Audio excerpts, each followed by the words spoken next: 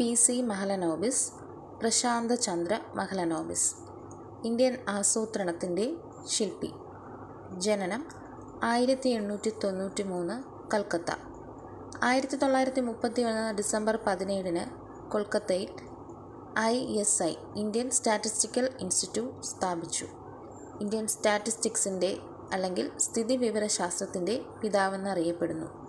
Indian statistical day ആണ് June 29. PC. മഹലനോബിസിൻ്റെ ജന്മദിനം കൂടിയാണ് ജൂൺ 29.